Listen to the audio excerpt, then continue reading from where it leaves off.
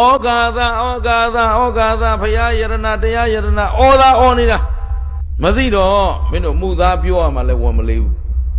သူများအသက်တတ်ရမှလည်းဝန်မလေးဘူးသူများအသက်တတ်ရမှဆိုတော့လူချင်းတတ်နေမှမဟုတ်ဘူးလူချင်းလည်းခုကတော့တတ်နေကြတာမထူးတော့ဘူးတလိษံပေါင်းစုံအသက်ကိုတတ်အခုကတ်သုံးပါးပေးတယ်ဆိုတာခုတကဘာလုံးကိုချင်းချောင်းနေပြီနော်ဒီမှာမေးရောပေါ်ဆဆနေကြလို့လားခင်ဗျားတို့စိတ်ချလက်ချနော်ပေါ်ဆဆနေကြတာကဘာမှာအလွန်ကြောက်စရာကောင်းတဲ့ဘေးတွေကတစ်ခုပြီးတစ်ခုလာနေပြီအဲ့ဒါဘာလဲဆိုတော့မြတ်စွာဘုရားစကားကိုနားထောင်ကြလို့လားနားမထောင်ကြလို့အေးအဲ့ဒါနားမထောင်ခြင်းအားဒီကျေးဇူးသိလို့လားမသိလို့အေးဘုရားကျေးဇူးတရားကျေးဇူးဘုရားဟာငါတို့ဘလောက်အကျိုးရှိစေတယ်ငါတို့အတွက်ဘလောက်တန်ဖိုးရှိတယ်ဆိုတာကိုယ်တိုင်နှစ်ကာသိကြဖို့လိုတယ်ရှင်းလား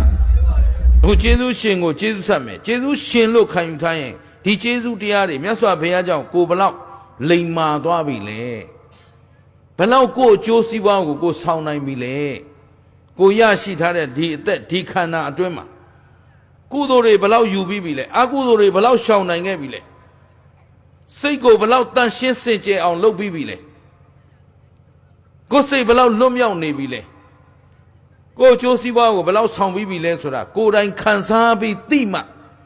ကျေးဇူးသိတူလို့ပြောလို့ရှင်းလားသဘောပေါက်သလား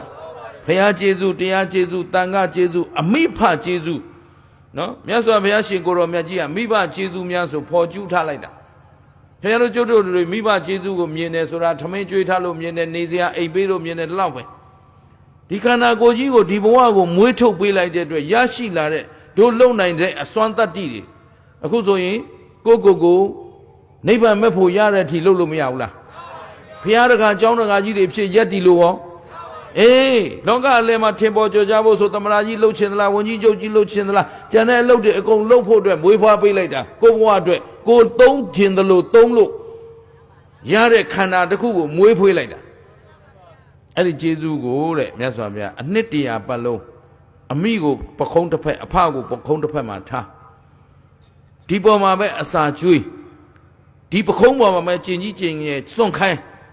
ဒီပေါ်မှာပဲရေချိုးပေးဒီပေါ်မှာပဲဝတ်စားလဲပေးပြီးတော့တစ်သက်လုံးပခုံးပေါ်ထမ်းပြီးပြုစုရင်တောင်မင်းတို့မိဘကျေးဇူးကိုမကျေဘူးတဲ့ဘယ်လောက်နှစ်ကာသိထားသလဲ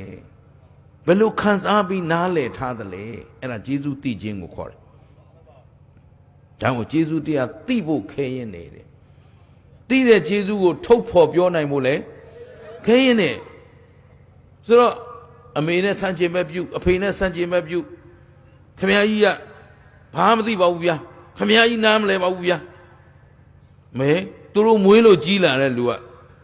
သူတို့ကျွေးလို့ကြီးလာတဲ့လူကသူတို့ပြန်ပြီးတော့ပြဿနာရှာတယ်သူတို့သင်ပေးလို့ပညာတတ်လာတာရှင်းလားတကယ်ကကျေးဇူးရှင်မှန်သိရင်မဟုတ်ပါဘူးခင်ဗျာအဖေကျွန်တော်တို့နားလည်ထားတာဒီလိုအဖေတို့သိထားတာဒီလိုအဲ့တော့ကျွန်တော်တို့ဒါလေးကဒီလိုမဖြစ်သင့်ဘူးလား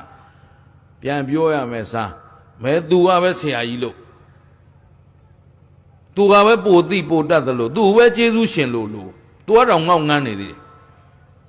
တယ်ကျေးဇူးသိလို့လားမသိလို့လားသဘောပေါက်သလား